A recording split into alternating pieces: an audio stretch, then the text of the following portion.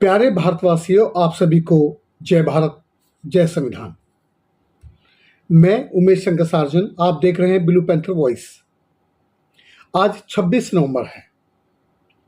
आज ही के दिन 26 नवंबर 1949 को डॉक्टर बाबा साहब भीमराव अम्बेडकर जी ने भारत का संविधान सभा को सौंपा था। संविधान बनने में 2 साल 11 महीने 18 दिन का समय लगा। बाबा साहब अम्बेडकर का सफर ये बहुत आसान नहीं था। इसके लिए डॉक्टर बाबा साहब अम्बेडकर को बहुत संघर्ष करना पड़ा। संविधान के पहले इस देश में एक विधान चलता था, मनुस्मृति। उस मनुस्मृति के जो समर्थक थे वो हजारों सालों से शोषण करते चला रहे थे यहाँ के मूल निवासियों का। उनसे सारे अधिकार छीनकर उनको गुलाम बना लिया गया और हजारों सालों से ये व्यवस्था चलती आ रही थी। भारत पर बहुत लोगों ने आक्रमण किया। एक बुक है, हिंदू इतिहास हारों की दास्तान। ये भारत विदेशियों का बार बार क्यों गुलाम हुआ, उसके पीछे के कारणों को बताया गया है। यह बहुत भोले भाले लोग थे, मानवतावादी थे, अतिथो देवो भव, अतिथि का स्वागत करते थे, अतिथि को भगवान मानते थे। यही वजह रही कि यहां पर विदेशी आर्य जो ब्राह्मण हैं, यूरेशियन ब्राह्मण, उन्होंने बहुत आसानी से कब्जा कर लिया और कब्जा करने के बाद यहाँ के मूल निवासियों को डिवाइड रूल पॉलिसी के तहत गुलाम बना लिया। और गुलाम ही नहीं बनाया, उनको मानसिक गुलाम भी बनाया। इंसान के अंदर जो भय व्याप्त है, उस भय का फायदा उठाकर ब्राह्मणों ने भय, भगवान, भूत प्रेत, आत्मा, परमात्मा, स्वर्ग, नरक, पुनर्जन्म के आधार पर लोगों को लोभ और भय दिखाकर गुलाम बना लिया। वो गुलाम बने रहें, कभी भी उनके सामने खड़े ना हो और उन्हें अपने इतिहास का, अपनी संस्कृति का कभी पता ना चले। उनके इतिहास को मिटा दिया और उनसे सारे अधिकार छीन लिए। शिक्षा का अधिकार भी छीन लिया, संपत्ति का अधिकार छीन लिया, अच्छा रहने खाने पीने का अधिकार छीन लिया। उनको इतना प्रताड़ित कर दिया, उन पर कठोर नियम बनाकर मनुस्मृति नाम का एक विधान बनाया और मनुस्मृति को लागू कर दिया। शुद्ध शिक्षा नहीं ले सकता है, ज्ञान की बात सुन भी नहीं सकता है और न ज्ञान दे सकता है। शुद्र संपत्ति नहीं रख सकता है, शुद्र अच्छा खा नहीं सकता है, अच्छी जगह रह नहीं सकता है, वो खुश भी नहीं हो सकता है। अगर इसके विपरीत हो जाता है तो मृत्यु दंड का प्रावधान था।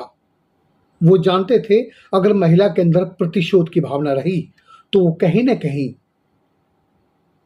प्रतिशोध का बीज उत्पन्न कर सकती है, किसी ऐसे बच्चे को जन्म दे सकती है जिससे वो मनुवादी व्यवस्था को उखाड़ फेंक सकता है। इसके लिए महिलाओं पर और भी ज्यादा कड़े नियम लगाए। पति मर जाए तो सती होना अनिवार्य था। अंग्रेजों के आने के बाद सती प्रथा पर रोक लगा दी गई तो विधवा प्रथा, आजीवन उसे सफेद कपड़ों में रहना पड़ेगा। वो अच्छी जगह रह नहीं सकती, गांव के बाहर रहेगी, किसी के उत्सव में नहीं जा सकती, उसको पापी माना जाता था और उसी महिला का शोषण करते थे धर्मगुरु, राजगुरु, राजपुरोहित। अगर वो गर्भवती हो जाए तो उसको जब तक पत्थर मारो, जब तक वो मर ना जाए, या जिंदा जमीन में गाड़ दिया जाता था। ऐसे बाल विवाह प्रथा, बचपन में शादी कर दी जाती थी। एक से अधिक पत्नियां रख सकते थे, यह एक पत्नी के एक से अधिक पति हो सकते थे। नियोत प्रथा, नृतांगना प्रथा, देवदासी प्रथा, बहुत सारी प्रथाओं का बोझ महिला पर था। अंग्रेजों के आने के बाद यहाँ के शोषित पीड़ित लोगों को शिक्षा का अधिकार मिला। उसमें बाबा साहब भीमराव अम्बेडकर पढ़े लिखे और पढ़ लिख कर उन्हें भारत के संविधान की ड्राफ्टिंग कमेटी का चेयरमैन बनाया गया। 7 लोग उसमें थे, जिसमें 2 बीमार रहते थे, 2 लोग विदेश में रहते थे। संविधान का प्रारूप तैयार करने की सारी जिम्मेदारी बाबा साहब पर आ गई। बाबा साहब उस समय काफी बीमार भी रहते थे, लेकिन उन्होंने दिन रात मेहनत करके भारत का संविधान बनाया। भारत का संविधान सभा को सौंप दिया तो शातिर चालाक लोगों ने बाबा साहब को संसद में आने से रोक दिया। बाबा साहब जब मुंबई से चुनाव लड़े तो उन्हीं के पीए को खड़ा कर दिया और हरा दिया। बाबा साहब जैसे खुलना बंगाल से चुनाव जीते, मुस्लिम लीग पार्टी ने उनको वहां से चुनाव लड़ाया, अपने एक साथी को इस्तीफा दिलाया। जब बाबा साहब वहां से जीत गए तो उसी जगह को रातों रात पाकिस्तान घोषित कर दिया। फिर बाबा साहब का एक दोस्त था पूना में, जो राज्यसभा का मेंबर था, उसने इस्तीफा दिया। फिर बाबा साहब राज्यसभा के मेंबर बने और बाबा साहब वित्त मंत्रालय चाहते थे, लेकिन बाबा साहब को वित्त मंत्रालय नहीं दिया। बाबा साहब ये चाहते थे शोषित पीड़ित समाज की जो आर्थिक स्थिति है उसमें सुधार लाना चाहते थे, लेकिन वो अवसर भी कांग्रेस ने उनको नहीं दिया। बाबा साहब कानून मंत्री बने। कानून मंत्री पद पर रहते हुए बाबा साहब ने बहुत सारे ऐसे कानून बनाए, बहुत सारे ऐसे कानून पास करवाए जिसमें शोषित पीड़ितों को सामाजिक न्याय मिल सके। बाबा साहब ने महिलाओं को बराबरी का दर्जा दिलाने के उद्देश्य से हिंदू कोड बिल तैयार किया। हिंदू कोड बिल को जब संसद में रखा तो उसको कांग्रेस ने पास नहीं होने दिया। बाबा साहब ने सोचा कि जिस पद पर रहते हुए मैं शोषित पीड़ितों की और महिलाओं के हक की आवाज नहीं उठा सकता, उस पद पर रहना, उस पद पर बने रहना मेरे लिए ठीक नहीं है, और बाबा साहब ने इस्तीफा दे दिया। आज भी भारत का संविधान शोषित पीड़ितों से दूर है। एक बड़े षड्यंत्र के तहत चतुर चालाक लोग शोषित पीड़ितों को संसद से दूर रखे हुए हैं। उसके पीछे बहुत बड़ा षड्यंत्र चलाया जाता है। जब तक भारत का संविधान शोषित पीड़ित समाज में पैदा हुए बाबा साहब अम्बेडकर शोषित पीड़ितों के लिए लिखा गया संविधान और शोषित पीड़ितों से दूर है संविधान।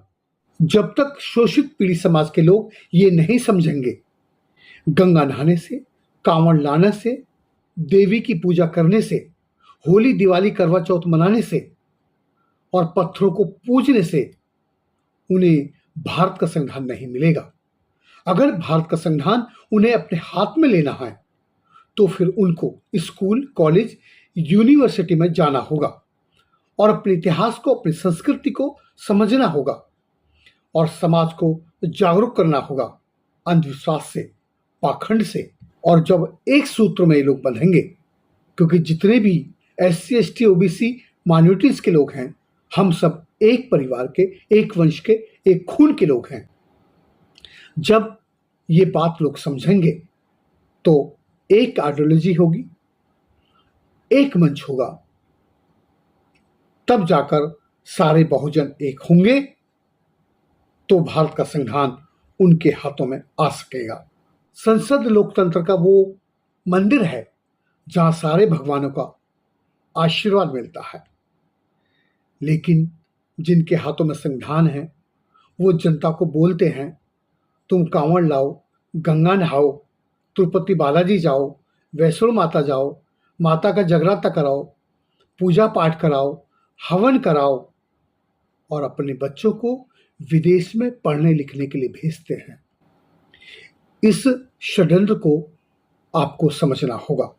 आज के दिन 26 नवंबर को आप ये संकल्प लें कि हम एक जन, एक सूत्र, एक विचार होकर हम अपने पराय से ऊपर उठकर, हम धर्म और जाति से ऊपर उठकर इस भारत की रक्षा के लिए भारत के संविधान को अपने हाथों में लेंगे। ये देश हमारा है, हम मानवतावादी लोग हैं, हम हड़प्पा सभ्यता के लोग हैं, तो जिम्मेदारियां भी हमारी उतनी अधिक हैं। हमें त्याग की हर उस पराकाष्ठा से गुजरना होगा जहां मानव मूल्यों को स्थापित किया जा सकता हो। यदि आपको मेरी बात पसंद आई हो, अच्छा लगा हो, तो मैं आपसे निवेदन करता हूं, इस वीडियो को फॉरवर्ड कीजिए, कमेंट्स कीजिए और मेरे चैनल को सब्सक्राइब कीजिए। ये मेरा नंबर है, हो सके तो मुझे मेरे नंबर पर फोन कीजिए। जय भीम, जय भारत, जय संविधान।